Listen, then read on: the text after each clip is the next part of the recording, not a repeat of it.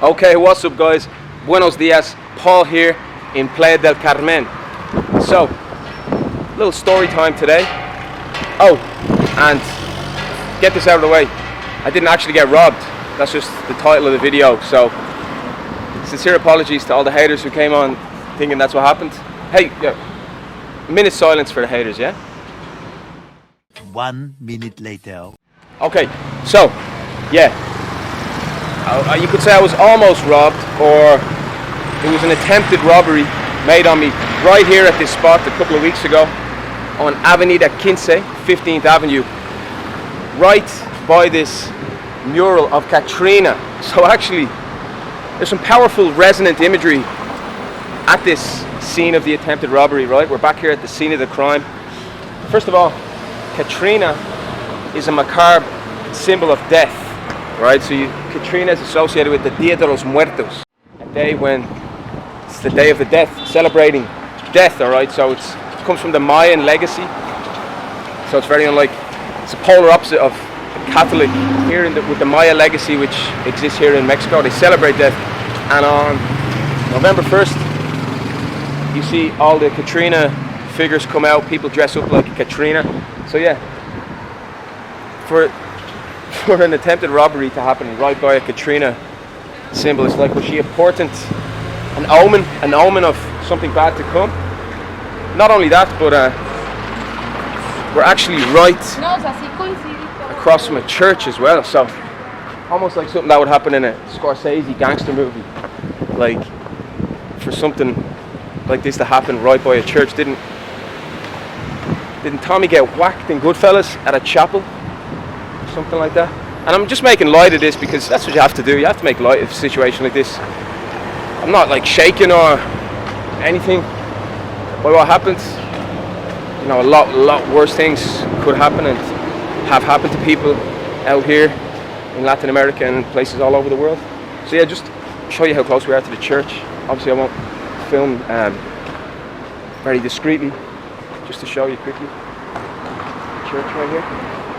I got a salute there from it. I don't want people to think I'm filming the church. I'm just showing it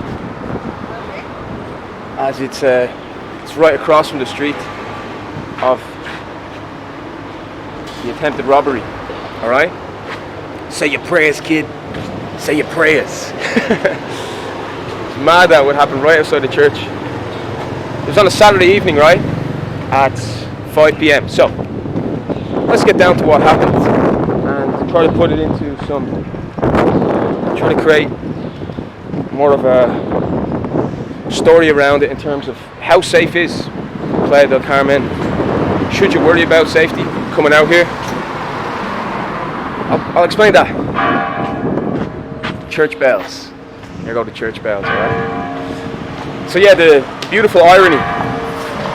Churchgoers are in there saying their prayers to their gods, obeying the 10th commandment, one of which is thou shalt not steal. Although there will always be stealing in an unjust society, alright? The Bible actually endorses and enshrines slavery.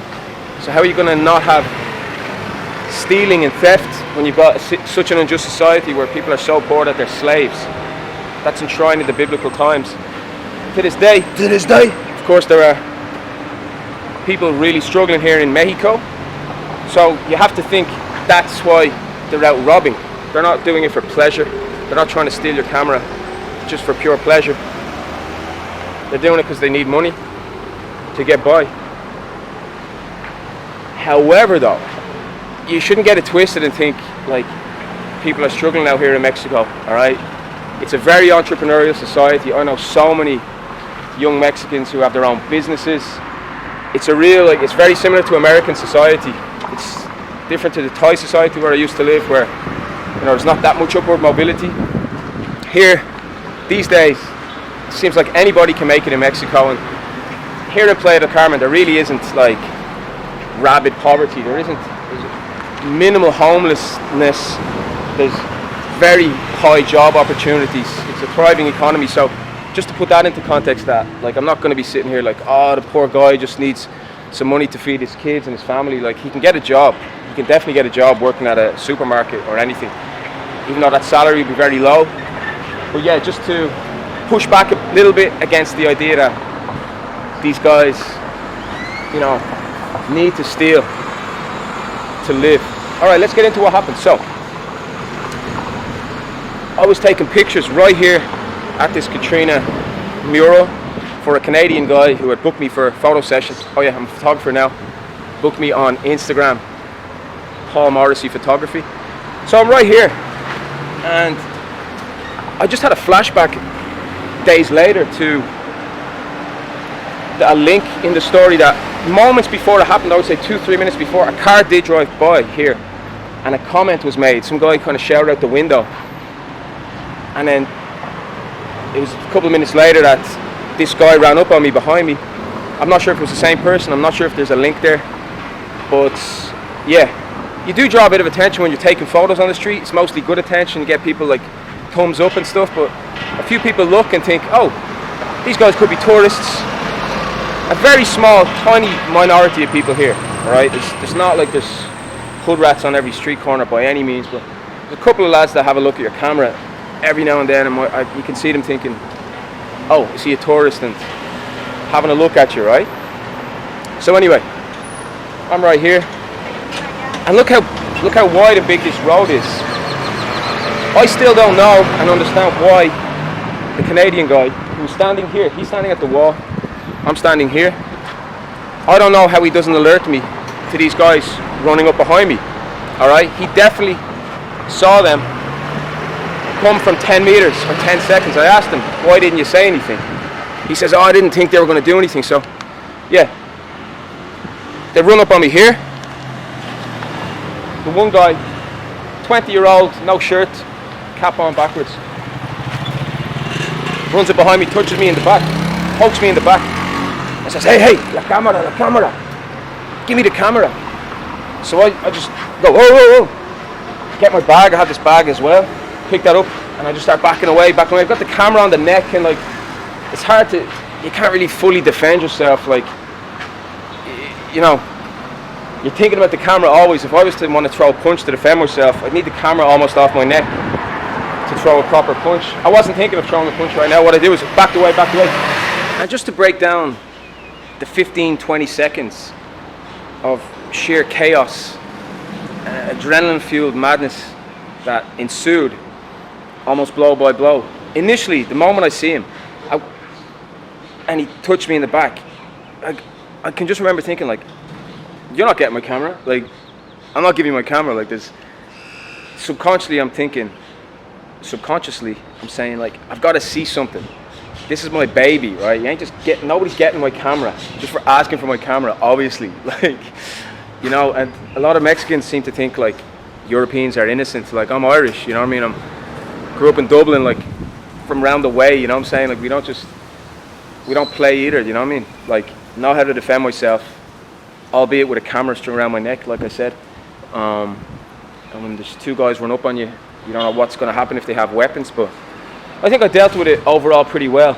Evaluated the situation, got away from him, got distant, and was just like, let me see something, like what's going to happen here? What's going to happen? I honestly got to say, no cap, my heart didn't skip a beat.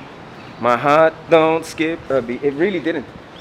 I really didn't feel like a high level of fear in the moment. There was doubt and there was wondering, like, what's going on here? Like, is there going to be a weapon? But just, they didn't seem real enough. They didn't seem to believe it enough. They weren't convincing enough in their scheme, in their shtick. Like I've said already on the earlier video as well, that a weapon would have been produced. Why not produce it if you've got something? Like, why would you just fake it? You just show it immediately. Anytime I've heard of stories of people being robbed in Latin America, there's been an immediate showing of the weapon to get the thing over with, you know. So they were dilly-dallying and wasting time, and it was quite clear they were just they were faking it, and they were trying to. I said on the first video that I didn't run. I did run initially, but not as fast as the Canadian guy. He bolted so fast across this street. I actually ran down here, down this corner, so we went different ways, like something out of a movie. So I've come down here, and the guys are still coming, but not running at us. They're just walking faster, like la camera, come on, give me the camera. So I get to about here, and so yeah, he's also got his hand in a bag, and the implication idea is he's got a weapon, i.e. a knife or a pistol.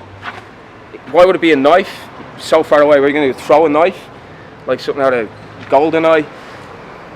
He's most likely saying he has a gun there, and that, you know, you need to get the camera, or he's gonna pop, he's gonna shoot. I can't say at any real point, right until the end, I actually believed him, because here in Playa del Carmen, the chances of that happening in broad daylight, getting pistol whipped for a camera, is just so highly improbable. It's petty theft like that, you know, armed robbery is really unlikely. But you don't know in the moment, do you? You can't say for sure. So I'm starting to wonder, like now, in the last moment, does he actually have something? I was thinking of like getting behind the car. Finally, at this point, they're where that man is, about 10-15 meters away. They just back off and they leave, they bail. So they give up on it when they realize that we're not buying it, we're not falling for the trap. We know they don't have anything, because if they had something, they would have taken it out by now. So just stand over here to the shade. So yeah, that was the story of how an attempted robbery was made on me here in Playa del Carmen. Two young lads thought they'd try to get our camera, try to trick us by pretending they have a gun. It didn't work. It was an experience. It was the first of any such experience in 6 months in Mexico. And, you know, what can you say? A lot worse has happened. I was in a car a few days later going to Belize, and the Argentinian lad told me he got robbed 3 times in a month. One time at gunpoint in Rosario, Argentina. Okay, so puts into perspective, Argentina right now does seem to be in a very dire situation where, look, the economy is down, the Argentine peso is historically low, and theft is on the rise because people can't earn enough in regular jobs, so people turn to theft. So here in Mexico, in Playa, right, the people I've told this to have been like really shocked. They're like, that's the first time I've ever heard of anything like this happening in Playa. Like, they were like, what? How could that happen here? So that, hola, ¿qué onda? Buen domingo, feliz domingo. Churchgoers here, just being very nice, looking at me with my camera. So it's just to say that it's not all Disneyland and happy, sweet vibes here in Playa del Carmen. Of course, the overriding feeling is it's good vibes, good energy, but everybody's mad about the energy here, right? Everyone's mad onto the, you know, law of attraction, universal energy type thing. I might start breaking that down in future videos, because everyone says I have good energy, but look, it doesn't preclude you from being robbed or some horrible bad things happening to you. Personally, anecdotally, I've heard of one bad incident that happened to an Argentine lady who is actually a jiu-jitsu expert. Unfortunately, she couldn't use it in that moment because she was held at gunpoint. She was held at gunpoint and robbed of her computer, not far from the center. If you look on YouTube, there are stories of a couple of aggressive robberies. Very sad. I saw this one Asian Canadian dude. That really upset me to see what happened to him. Isolated incidents. If you look at what happens in Ireland, in England, in France on a given day as well, there is such. Look, there go the police.